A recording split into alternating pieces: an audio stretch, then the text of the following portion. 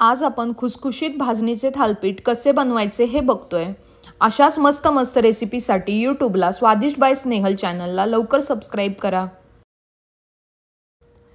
इथे मी 2.5 वाटी भाजणीचे पीठ घेतले आहे।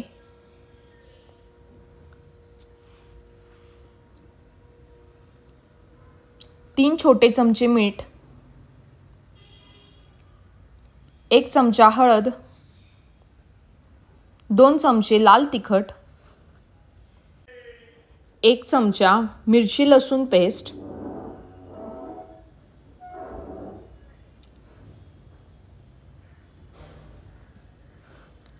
2 बारीक चिरलेले कांदे, खूप सारी बारीक चिरलेली कोथिंबीर।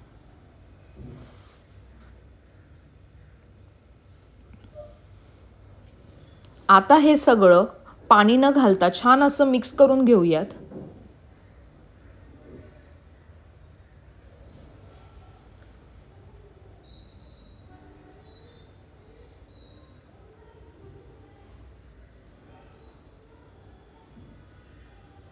आता हे छान मिक्स झालं आहे। यामध्ये थोडं थोडं पाणी घालायचं आणि हे पीठ मळून घ्यायचं।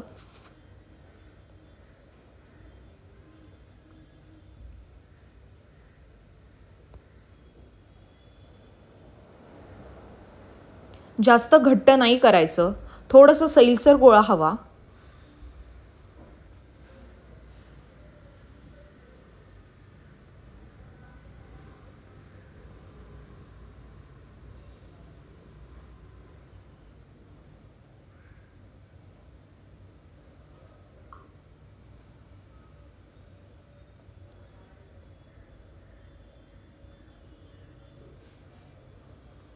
चला तर मग हे पीठ मळून तयार आहे।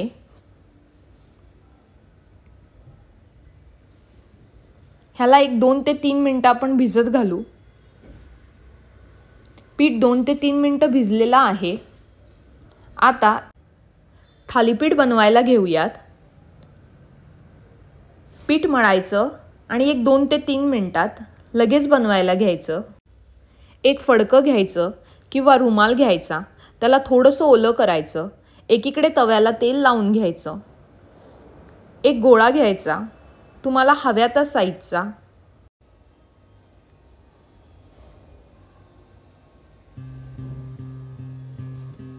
थोडंसं पाण्याचा हात लावून हे एकसारखं थापून घ्यायचं।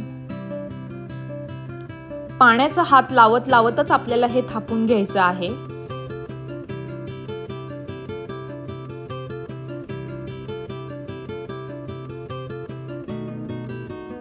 थापताना सगळीकडे एकसारखे थापायचं।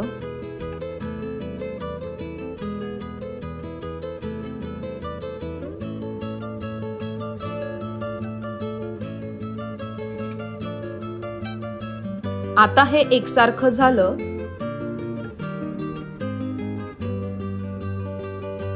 की याला छिद्र करून घ्यायचे। आता ह्याला तव्यावर घालून घेऊ। त्यासाठी तवा फुल गॅसवर तापला पाहिजे आणि अशा प्रकारे आपल्याला त्याला तव्यावर घालून घ्यायचं आहे। आता तेल घालून आणि झाकण ठेवून 2 ते 3 मिनिटं शिजवायचं।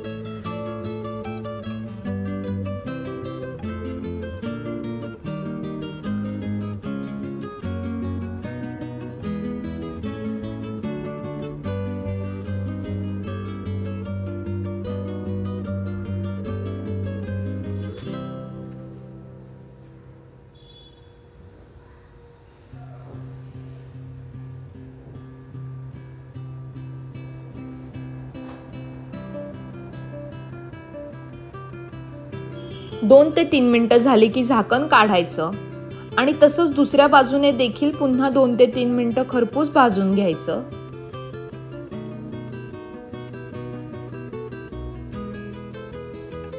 आहा, काय सुंदर रंग आलाय, तुम्ही बघू शकता। आता हे आपण एका प्लेटमध्ये काढून घेऊ। आता आपलं थालीपीठ तयार आहे। रेसिपी आवडली असेल तर नक्की सबस्क्राइब करा।